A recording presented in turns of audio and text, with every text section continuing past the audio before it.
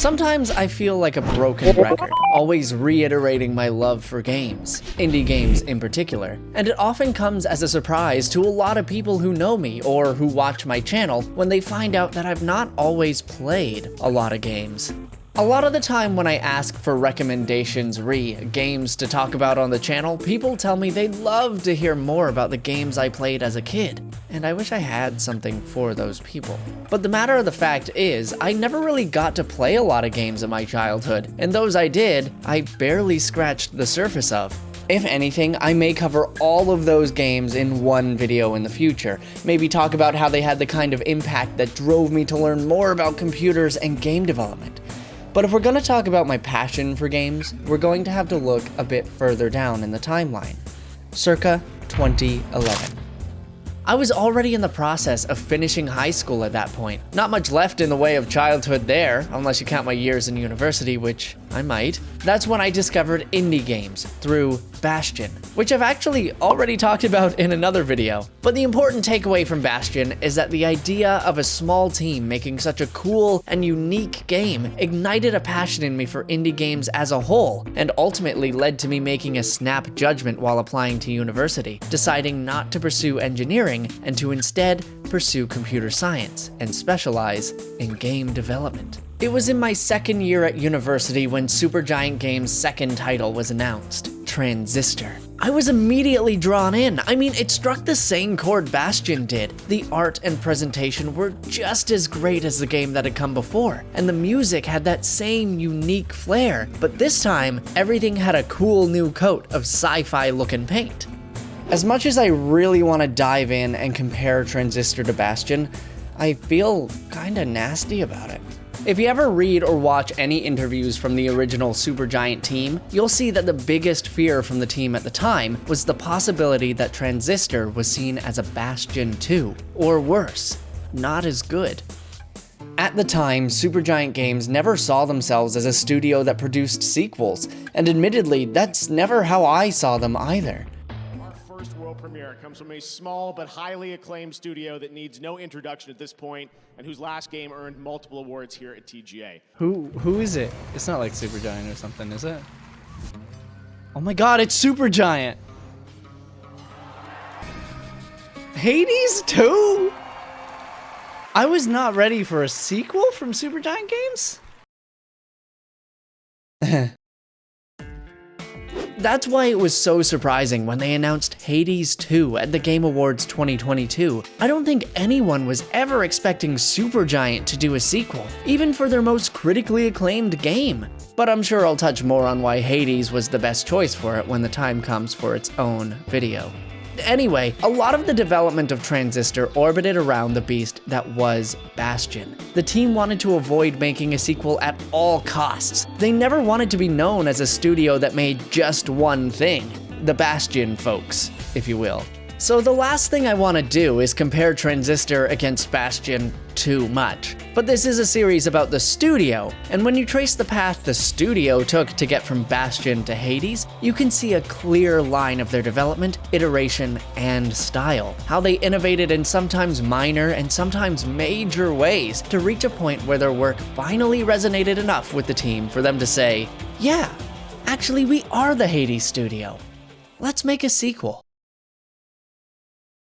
There are a lot of things that Bastion and Transistor have in common. General mechanical differences that have been brought forward and expanded upon, like Transistor's main mechanic, the ability to freeze time and plan your turn.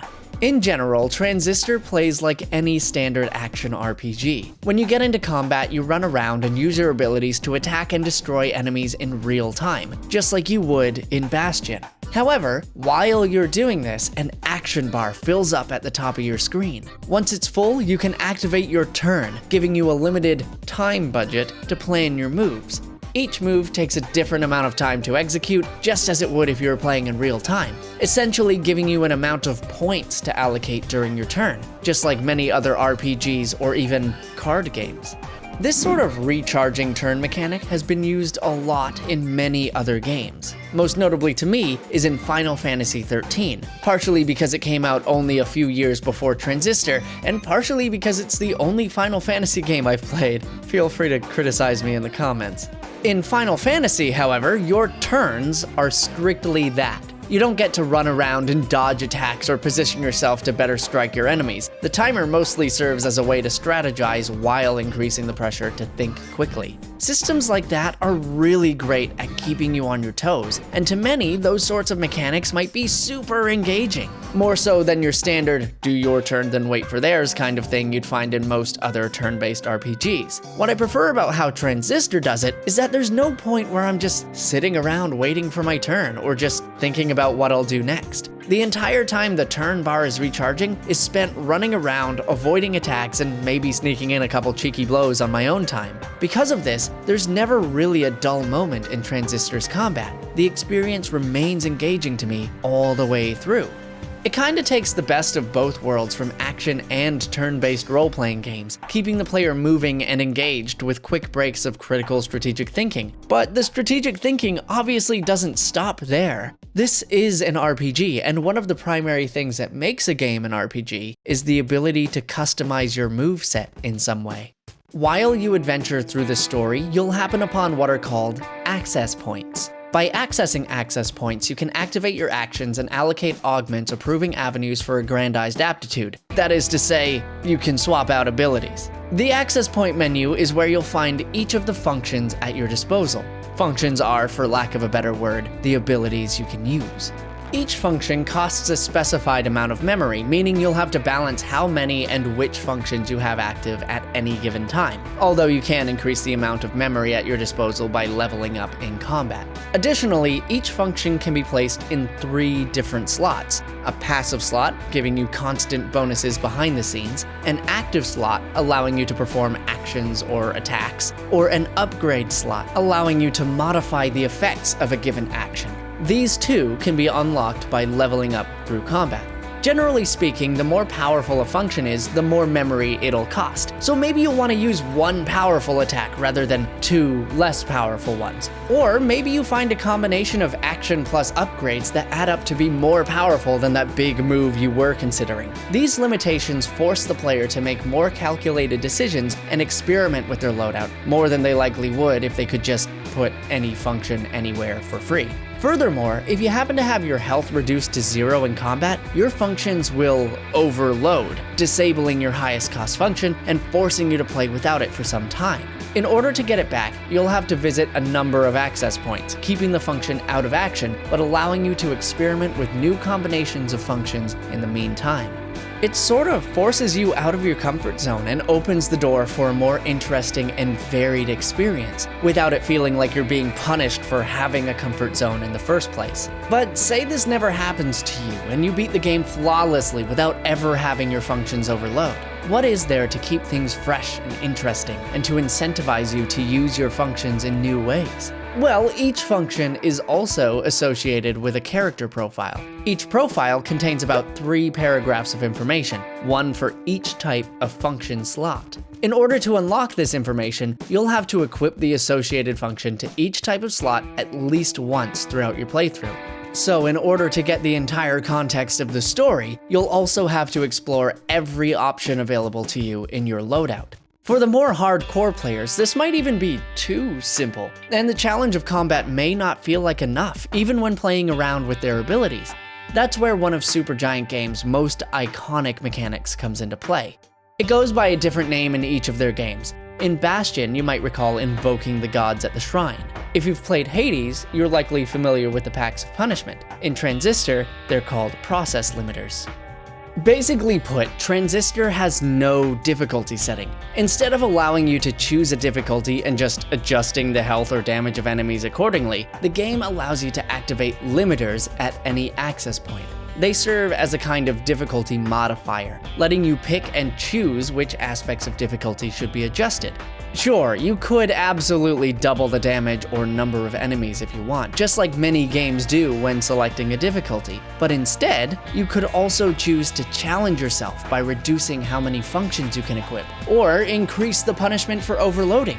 If you choose to activate any of these limiters, you're also rewarded with more experience, so there's a tangible benefit to challenging yourself. This is one of the many recurring systems throughout Supergiant's gamography, and it's one to pay attention to, as it evolves and changes slightly between every game, slowly becoming more interesting as we approach the behemoth that is Hades. For now, this system remains fairly the same as it was in Bastion, kind of like the narration system that carries over as well. Supergiant Games is known for its dynamic dialogue, with characters seemingly reacting to every possible decision or action a player could make. Transistor is no different, though they don't really expand on it much in this game. If you're interested in hearing my thoughts on it, it might be worth going back and checking out my video on Bastion. But it also wouldn't hurt to like and subscribe so you can catch my video on Pyre or Hades, where they absolutely expand on the dialogue systems. But just because I'm saving more conversation on the narration and dialogue for later doesn't mean we can't at least look at some other similarities. Remember the proving grounds from Bastion? No? Okay. Well, they're like little challenge levels where you test your aptitude with the weapons you unlock. Little, like, shoot the target and time trial stuff. As you play through Transistor, every now and then you'll find this little back door that leads to what's called the Sandbox. It's kind of like a little timeout area where you get to relax a little bit before going back to the story. Kick the ball around, pet the doggy, listen to music, that sort of thing. And here is where you'll find the proving grounds for the game. Though this time they'll actually be called tests. There are 6 types of test in Transistor. The first being the practice test, which is basically just a place to equip whatever functions you want and play around with different loadouts before trying them out in the actual game. A nice little feature to have if you don't want to risk overloading just to try something new. The other 5, however, are a lot more interesting. There's a speed test where you try to destroy all of the enemies using a pre-assigned loadout within a certain time limit, a stability test where you have to survive a set amount of time with a pre-assigned loadout, a planning test where you have to destroy every enemy in a single turn, once again using a pre-assigned loadout, a performance test where you destroy waves of enemies using randomly assigned functions, and finally, an agency test where you face off against a copy of yourself, Dark Link style.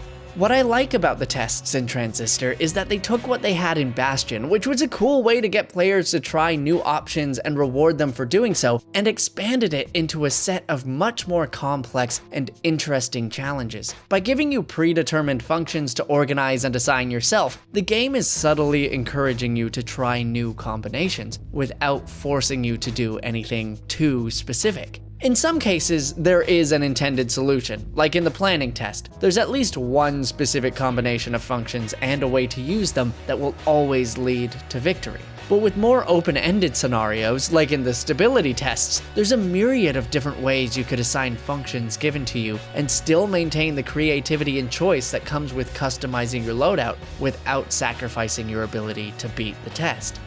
That being said, oh boy do I hate the performance tests. Randomly determined functions are rough, let me tells ya. However, it is really cool how Supergiant explores each of the mechanics from their previous games, even the small ones, and enhances them, turning something that was already great into something that you can really sink your teeth into in a way. At the time that Transistor came out though, I wasn't paying much attention to what the game would be in terms of a follow-up to the previous game by the studio. What I did notice was the massive change in tone and setting. Now, before I get too far into it, if you're worried about story spoilers or anything like that, I'm not going to be covering anything too massive here. This isn't like an analysis of the story. Transistor is super open to interpretation, so I couldn't really cover everything here even if I wanted to. That kind of thing would deserve an entire video on its own. Plus, I didn't really have the time to collect every little bit of lore and piece together a whole thesis or anything. So while I might talk about minor spoilers here, you'll still have to play the game yourself to get the entire picture. Which I hope you do! If you are concerned about spoilers, just skip to this timestamp.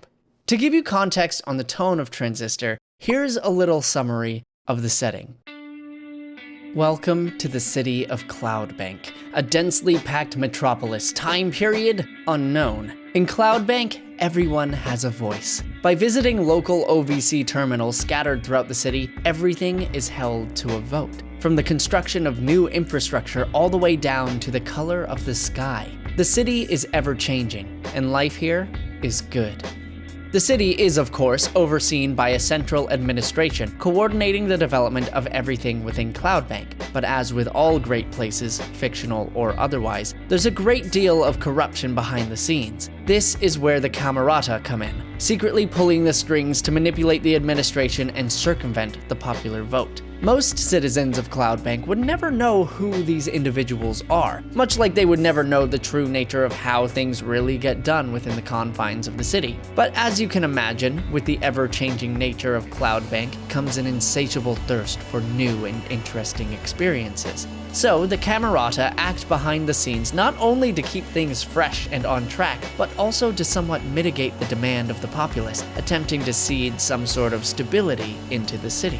To do this, they use a powerful tool called the Transistor. The device commands the process, a legion of semi-autonomous robots. With this functionality, the Transistor serves as a brush, with the city as its canvas.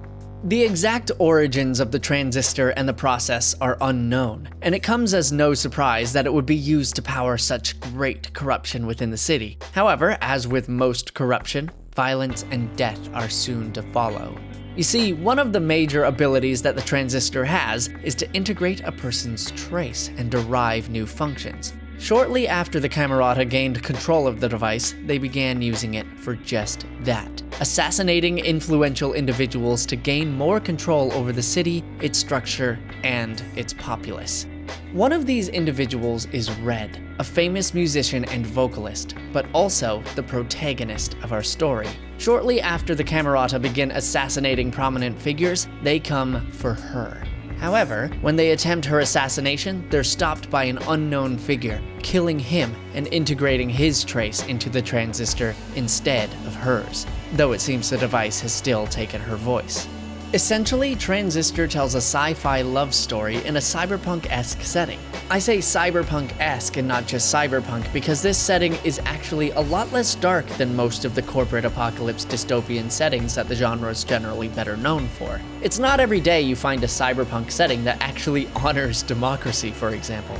One interesting thing to note about the game is that we're basically just playing through the climax of the story here. Most of the narrative is actually told implicitly through things like the character profiles attached to the traces in each of the functions in the Transistor. It almost feels like one of those inherent limitations of indie game development. AAA games may have the resources to tell the entire story, including the mundane prologue stuff, but with a game like Transistor, we don't really have the luxury of lingering on any of the non-action for long enough to tell that part of the story in a compelling way. So what we get in return is a fairly open-ended narrative that relies on the player to explore each facet of the game and craft their own theories about what may be happening behind the scenes. In addition, it's fairly difficult to actually find every piece of information in a single playthrough. So if you're really interested in where the story's heading and you want to find out more, the game incentivizes you to recurse through the story in its own little New Game Plus mode. Well, recursion mode.